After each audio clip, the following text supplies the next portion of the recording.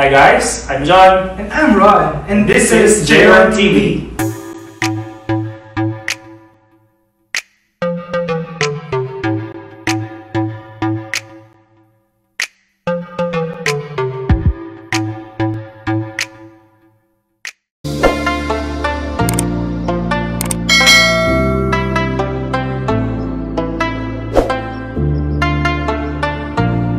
What's up everyone? Welcome back to J-Ron TV! So guys, today nandito kami sa Fatima in Portugal. And this is actually our first tour in Portugal. So, meron kaming mga kasama and then merong driver, may ganon, may guide. We booked our Fatima tour via Get Your Guide app for a small group, and at that time, it cost us $111 for one person, which will take you to different places or provinces in Portugal.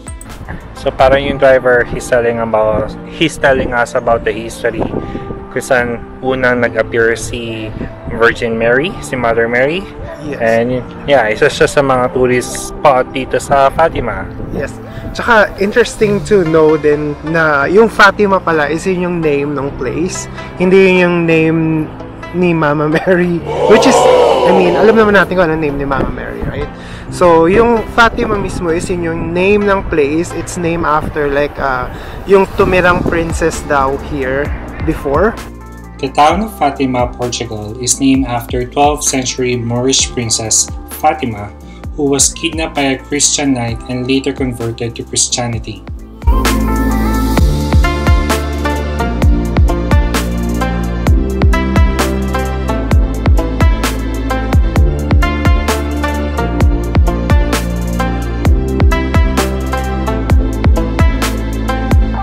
So, dito muna kami sa pinakabagong church dito sa Fatima. So, parang katapat lang siya nung pinakaunang church dito. So, we'll see kung ano makikita sa loob. Let's go!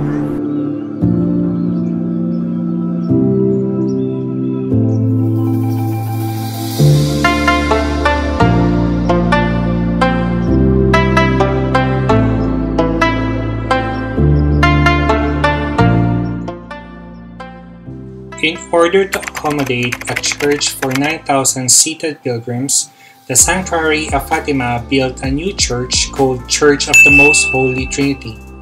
This modern white circular church in the Sanctuary of Fatima was inaugurated in 2007 on the opposite side of the basilica.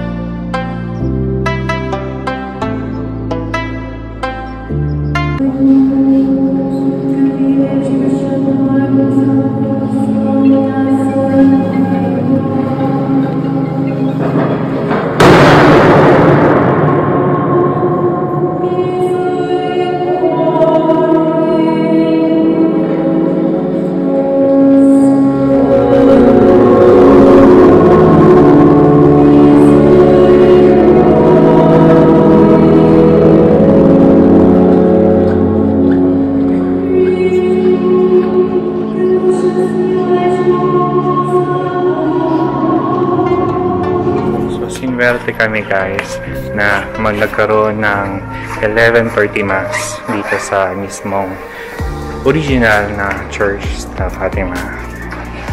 Napaka-solemn,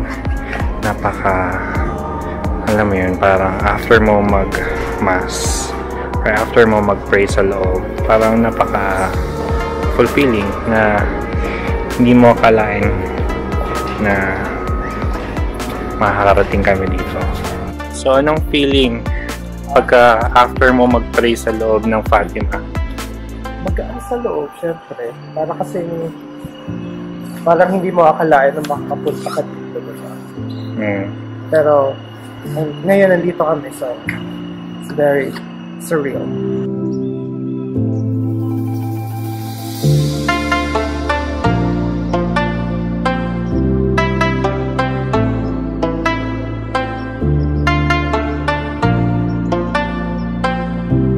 So now, guys, ang next naman naming pupuntahan dito pa rin sa Fatima is sabi nila dito daw yung first apparition or first na nakita si Virgin Mary, si Mother Mary. So may small chapel din dito na open space na pwede kayong magdasal.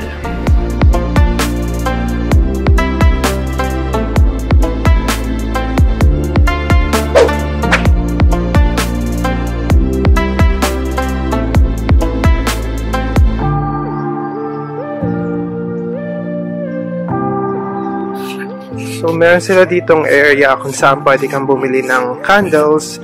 Tapos, dun sa, pwede mo siyang itirek para mag-pray. Meron din silang area for that. So, bibili muna kami ng candles. So, isang kandila is 60 cents. Ganyan kalaki. So, bibili kami.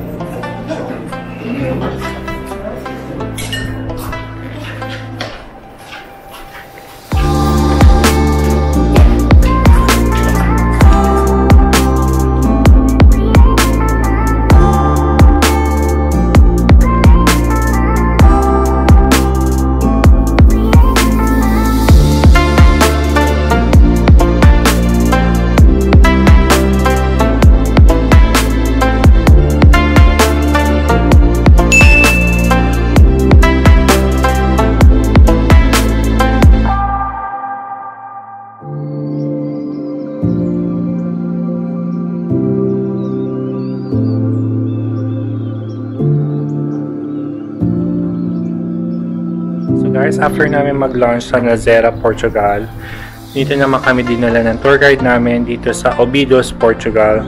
And para siyang pinali kami sa lumang century kasi para kang nasa medieval times.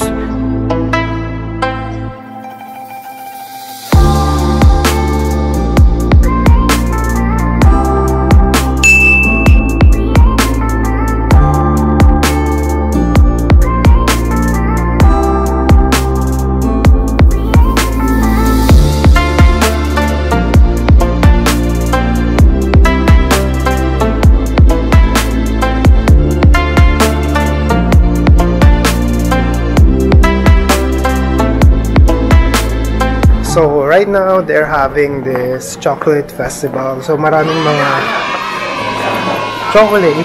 Yeah. Maraming mga iba-ibang klase ng sweets. And marami actually makikita pati mga souvenirs, marami dito. And then, tapos kasama dun sa tour namin, merong free taste ng ginja na nasa chocolate, ano siya, cup. So, pwede mo kainin yung cup mismo. And with the cherry. Yes. So, nice experience. Yes. The cup is chocolate, then we eat the cherry in the end. Yeah. Yeah. But watch out, the cherry have seeds, okay?